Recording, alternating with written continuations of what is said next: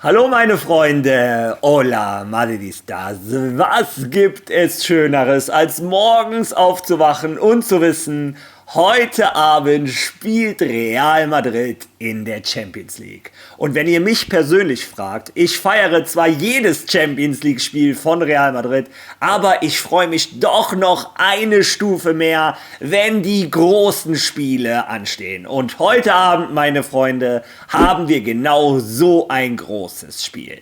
Real Madrid in Liverpool.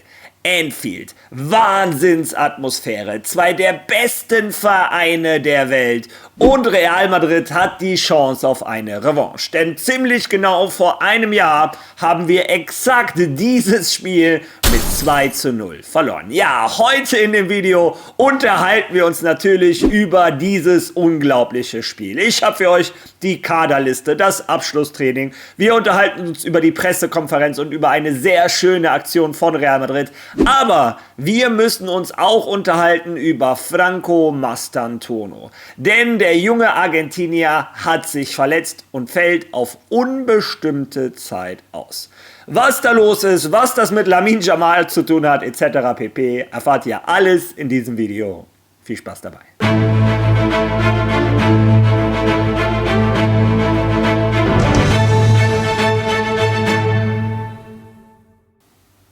Ja, zunächst einmal für diejenigen von euch, die heute um 16 Uhr keine Pläne haben.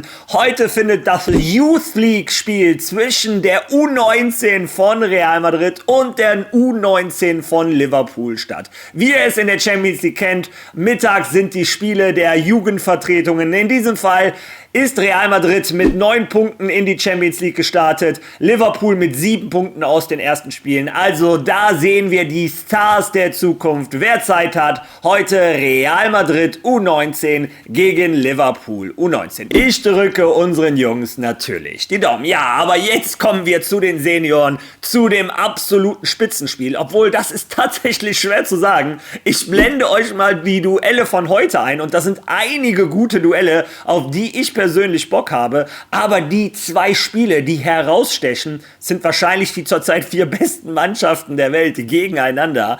Zum einen Liverpool gegen Real Madrid und zum anderen Paris Saint-Germain gegen Bayern. Also für die Fußballliebhaber ist heute gesorgt, wobei es mir wehtut, dass beide Spiele zeitgleich am gleichen Abend stattfinden. Ich würde gerne beide schauen. Ich werde mir das Spiel wahrscheinlich Paris gegen Bayern im Nachhinein nochmal über 90 Minuten anschauen. Ich muss nur während des Live-Watch-Alongs heute aufpassen, dass ich das Ergebnis nicht sehe. Ja Leute, natürlich gibt es bei so einem Spiel heute eine Watch-Party. Ich freue mich auf jeden einzelnen von euch. Lasst uns dieses Spitzenspiel zusammen heute Abend anschauen. Auf meinem Kanal, 8:45, so geht es los. Ja, wie dem auch sei, kümmern wir uns jetzt um die Hauptprotagonisten, um Real Madrid. Was ihr da seht, ist der Kader von Real Madrid. Und ihr seht, ein Xabi Alonso kann fast aus dem Vollen schöpfen. Es gibt Entwarnung, wie ich euch gestern angekündigt habe, um Arda Güler, der junge Türke, ist zurück und Real Madrid hat verkünden lassen, er kann heute Abend spielen. Ja, in der Abwehr fehlen noch die meisten Spieler, Antonio Rüdiger, David Alaba, Dani Carvajal, alles wichtige Säulen dieser Mannschaft sind noch nicht wieder zu 100% fit, dauert noch ein bisschen, sind nicht dabei.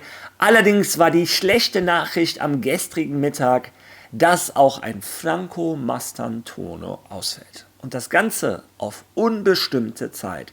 Gleich später im Verlauf des Videos erkläre ich euch auch warum. Ja, das war die schlechte Nachricht der Mannschaft. Dann hat die Mannschaft, wie ich euch angekündigt habe, das Abschlusstraining in Valdebebas gemacht. Also nicht in Anfield, wie es üblich ist. Xabi Alonso hatte seine Gründe genannt. Er ist der Meinung, dass dort die besten Konditionen herrschen, um sich bestmöglich auf dieses Spiel vorzubereiten. Ja, ihr könnt selber beurteilen, ob das geklappt hat oder nicht. Viel Spaß beim Abschlusstraining von Real Madrid.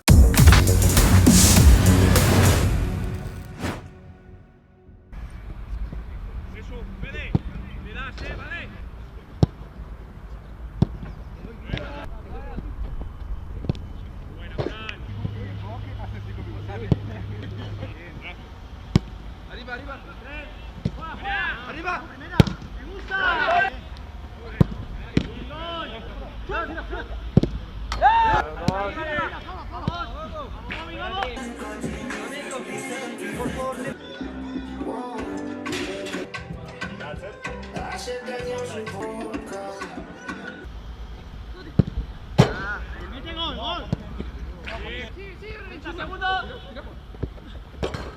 sí. Más siguiente, siguiente. Buena, Fran. Gol. Rodri.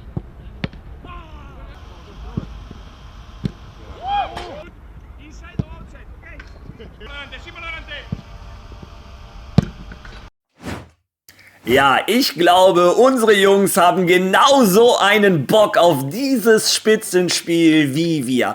Es ist allgemein ein sehr wichtiges Spiel, meiner Meinung nach, für Real Madrid, um zu wissen, wie weit sind wir wirklich. Die letzten 2 Wochen von Real Madrid haben begeistert, haben das Desaster in Atletico Madrid vergessen lassen.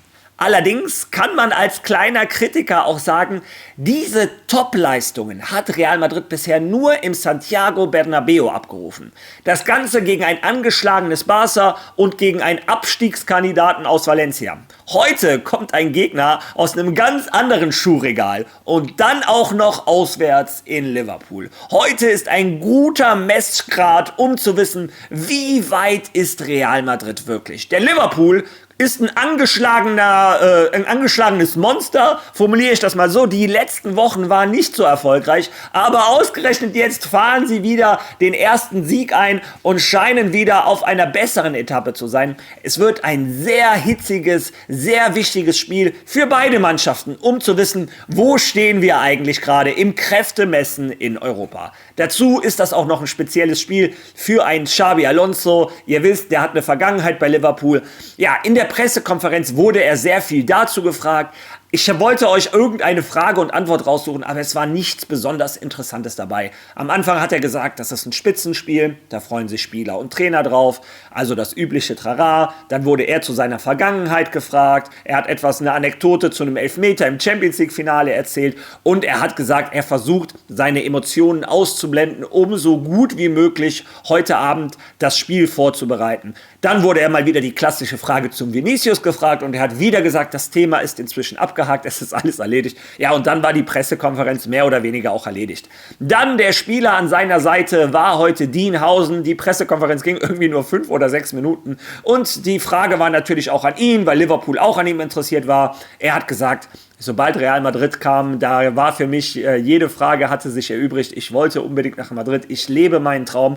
Und auch er wurde zu Vini Junior gefragt und er hat das Ganze in 20 Sekunden abgefrühstückt. Er hat gesagt, die Presse hat viel mehr daraus gemacht, als es war. In der Kabine, das ist ein toller Junge, alle lieben Vini. Er hat sich entschuldigt und jetzt ist auch gut. Also, wie gesagt, viel mehr konnte man aus dieser Pressekonferenz nicht rausnehmen. Was ich aber aus dem gestrigen Abend rausgenommen habe, ist, was für ein wunderbarer Verein Real Madrid ist. Denn nach der Pressekonferenz, ich lasse die Bilder parallel dazu einlaufen, ist Xabi Alonso, Emilio Butragueño, Dean Housen und Trent Alexander-Arnold nochmal zu Anfield rausgegangen und haben sich Blumen abgelegt. Trent Alexander-Arnold hat noch einen Brief abgelegt und einen PlayStation-Controller, also schon sehr emotional für Diogo Jota und André Silva. Wir alle wissen, was passiert ist. Eine sehr schöne Aktion von Real Madrid. Allgemein muss ich sagen, der Respekt zwischen Liverpool und Real Madrid, der war immer vorhanden. Letztes Jahr hatte Liverpool eine sehr schöne Geste nach dem Tod von Amancio und dieses Mal aus einem sehr traurigen Grund konnte Real Madrid sich so ein bisschen revanchieren. Ja, und man hat einen Trent Alexander-Arnold angemerkt, wie sehr ihn das mitgenommen hat. Für ihn ist das heute natürlich auch ein ganz besonderes Spiel. Es gibt einige Duelle, die ich heute so ein bisschen erwarte. In Trent Alexander-Arnold bin ich gespannt, wie der in Anfield wieder aufgenommen wird. Ja, wie gesagt, ich habe Verständnis für die Liverpool-Fans. Die sind natürlich frustriert, wenn ein Junge, der dort geboren ist, sein ganzes Leben in der Akademie war, wenn der irgendwann Liverpool gratis verlässt. Ja, habe ich natürlich Verständnis für den Frust. Auf der anderen Seite, Trent Alexander-Arnold hat alles mit euch erreicht, hat euch geholfen, diese unglaublichen Ziele zu erreichen. Ich hoffe einfach, dass Liverpool eine anständige Begrüßung für den Engländer hat, auch wenn ich das bezweifle. Ja, das ist eins der interessanten Duelle. Auf der anderen Seite freue ich mich natürlich auch auf das Trainerduell Xabi Alonso gegen Arne Slot. Und ich glaube, wir alle schauen auch ein bisschen auf das Duell Arda Güler gegen Szoboszlai. Da sind ja ein paar nicht so schöne Worte gefallen. Das letzte Mal hatte Szoboszlai tatsächlich noch ein paar Argumente auf seiner Seite, denn Arda Güler hatte tatsächlich wenig gespielt. Aber jetzt unter Xabi Alonso sieht das Ganze anders aus.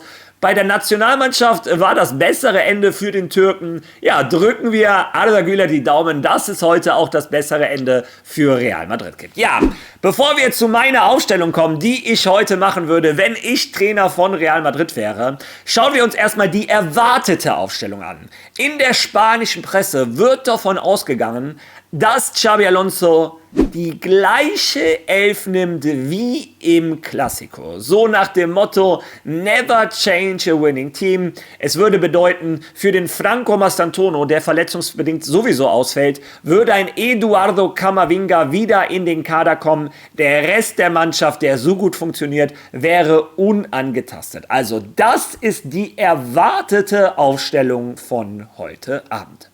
Ja, wer in der erwarteten Aufstellung fehlt, ist, wie ihr seht, Franco Mastantuono.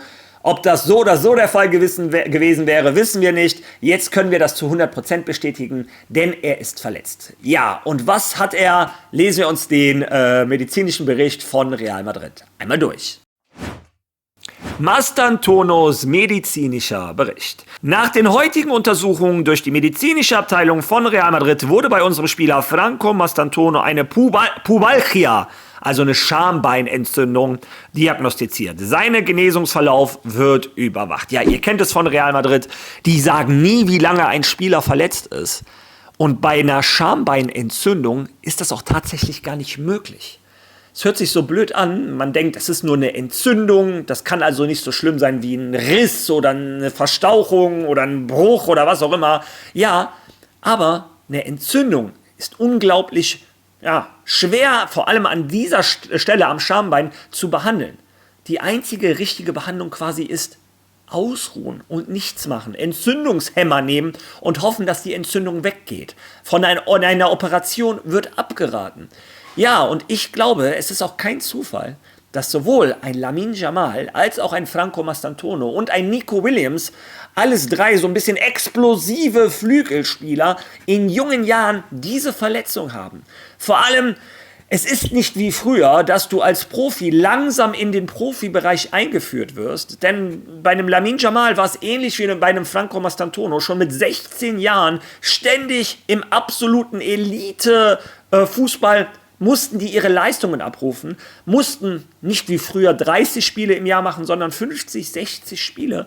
Ja, die Spieler beschweren sich nicht ohne Grund und ich wünsche sowohl einem Lamine Yamal als auch einem Franco Mastantuono schnellstmögliche Genesung. Man hat bei Lamine Yamal ja schon gehört, das soll chronisch sein. Ich drücke dem Jungen die Daumen, dass das so nicht ist. Das gleiche für den Franco Mastantuono. Es hört sich simpel an, eine Entzündung. Wie schlimm kann das sein? Ja, es gibt, wie gesagt, chronische Fälle. In der Regel dauern solche Verletzungen meistens 6 bis 8 Wochen. In guten Fällen kann es auch 2 bis 4 Wochen dauern, aber in der Regel 6 bis 8 Wochen. Ja, wie gesagt, schade um diese jungen Talente. Ich hoffe, dass sie bald alle wieder auf dem Platz stehen. Ja, und zu guter Letzt, bevor meine Ausstellung kommt, noch ein anderer interessanter Punkt. Gestern hat die FIFPro ihre 11 des Jahres gewählt. Und in der 11 des Jahres, ich blende sie ein, sind 2 Spieler von Real Madrid drin. Kylian Mbappé, der hat den goldenen Schuh gewonnen, also wäre ein Wunder, wenn er nicht drin wäre. Aber auch ein Jude Bellingham hat es in die 11 geschafft. Hat mich ein bisschen gewundert. Letzte Saison war nicht die beste Saison des Engländers. Aber wenn der sogar in einer solchen Saison es in die beste 11 schafft, bin ich gespannt, wie es aussieht, wenn er jetzt hoffentlich wieder die guten Saisons am Stück spielt. Ja, Ich bin gespannt. In den Kommentaren möchte ich gerne lesen, welcher Real Madrid-Spieler ist eurer Meinung nach nächstes Jahr in dieser FIFA Pro 11? Bin ich gespannt. Ich werde mir die Kommentare durchlesen. Ja, und jetzt kommen wir, bevor ich mich verabschiede, natürlich zu der Elf, die ich machen würde, wenn ich Trainer von Real Madrid wäre.